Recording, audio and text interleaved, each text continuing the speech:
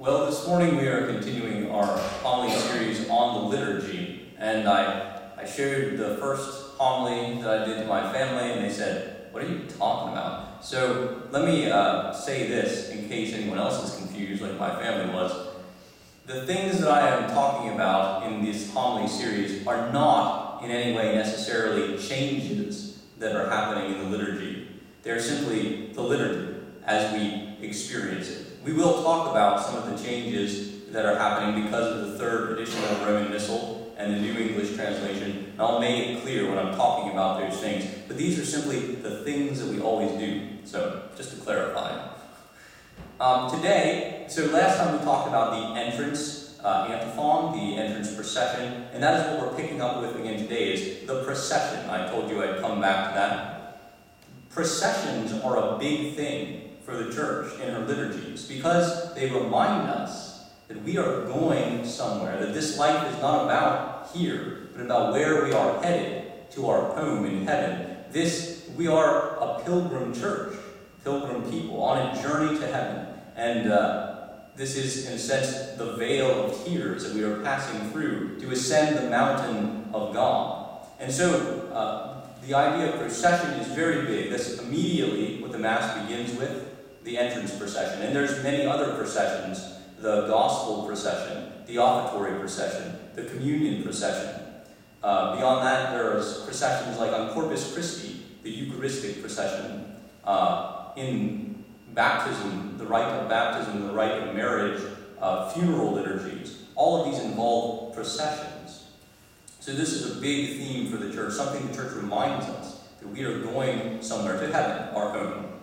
And the procession is led by the crucifix, led by Christ, because as he tells us, I am the way. He is the one who leads us on the way, just as the cloud, the pillar of cloud, led the Israelites through the desert. So Christ, this symbolized by the crucifix, leads our procession through this life. And it is also flanked by candles. Candles, again, a symbol of Christ. We'll talk more about candles at some other point in this series, but candles also represent Christ, who is the light of the world. And so Christ leads our procession. So when the procession with the priests and ministers reach the foot of the sanctuary, what do? They reverence the Blessed Sacrament in the tabernacle.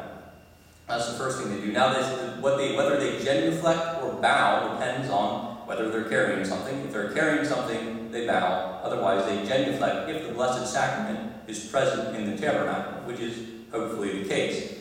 And this is always the sign of reverence that we pay to our Lord, truly present in the Blessed Sacrament.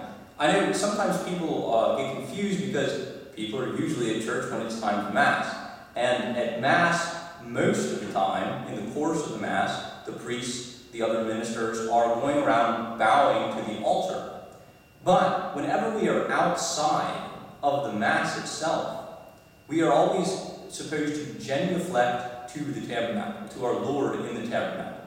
Now, of course, if you have difficulty with your knees or whatever, the church does not expect you to genuflect. You just simply bow. The church never expects you to do what is difficult for you to do in that sense, physically difficult.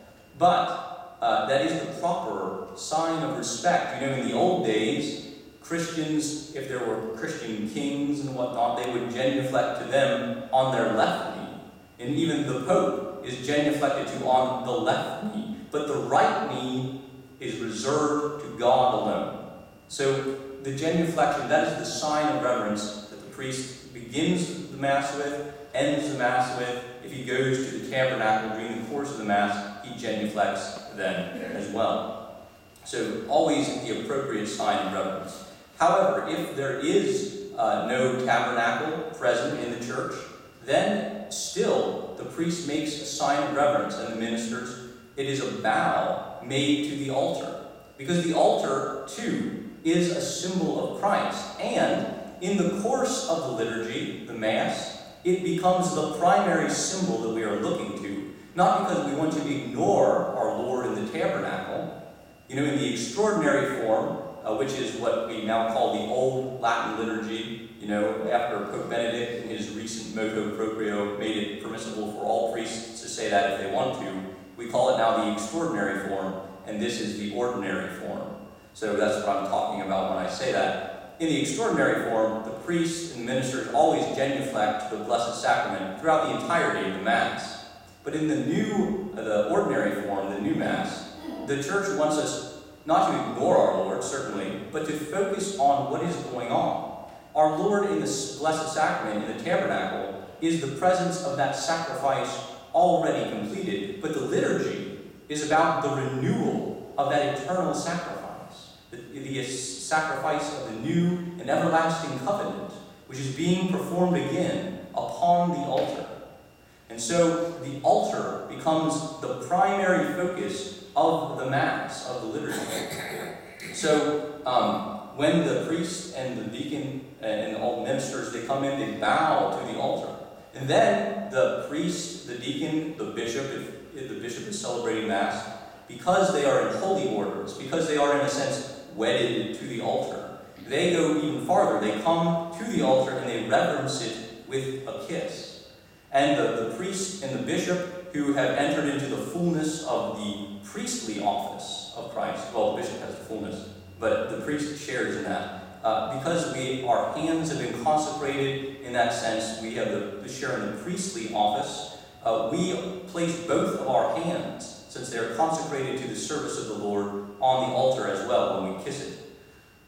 So, as we meditate, that's how the procession comes in, how the priests and the ministers get to their places after reverencing our Lord in the tabernacle and the altar. So as we meditate upon the fact that we are on a journey towards God, and that we need to show Him the reverence, the respect that is due to Him, the worship, let us, in our hearts now, process towards Him, show Him reverence as we receive Him in the Blessed Sacrament.